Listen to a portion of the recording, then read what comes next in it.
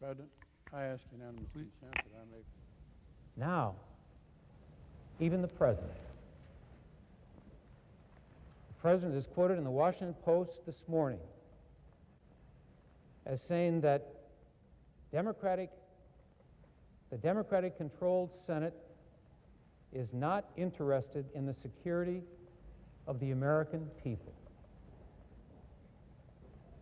Not interested in the security of the American people? You tell Senator Inouye he's not interested in the security of the American people. You tell those who fought in Vietnam and in World War II they're not interested in the security of the American people. That is outrageous. Outrageous. The President ought to apologize. I renew my request that the quorum call be dispensed with. Is there objection? When I looked at what was said today, I must confess, I was shocked and even horrified. I've taken a moment here to talk to some of the colleagues here on the floor about the important work ahead of us. This very morning at a press conference, I was saying, you know, we're going to work this language out. We're going to find language that will give the President the authority he needs, but language that will have broad bipartisan support in both bodies. We can find a way to do that. But the accusations levied against the President of the United States today cannot stand. This is not about unity. That's the worst kind of division.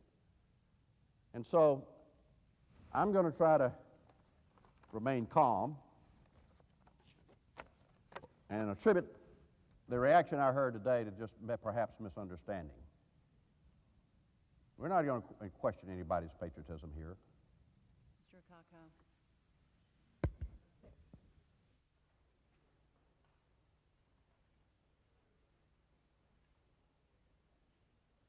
Democratic leadership is not doing enough to slow this vote down.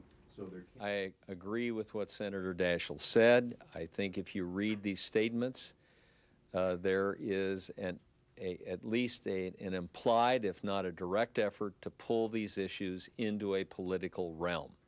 And by these issues, I mean homeland security, just like the whole issue of Iraq.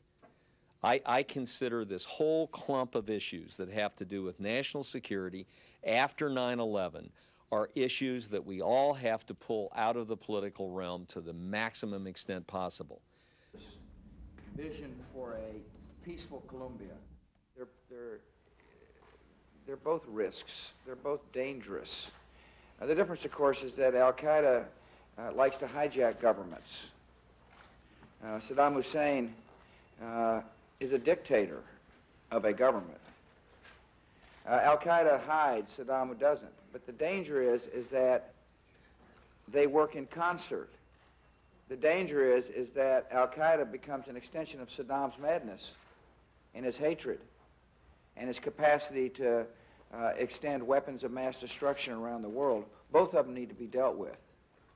The war on terror, you can't distinguish between Al-Qaeda and Saddam when you talk about the war on terror. And so it's a comparison that is, you know, I can't make because I can't distinguish between the two because they're both equally as bad and equally as evil and equally as destructive. Go on, please.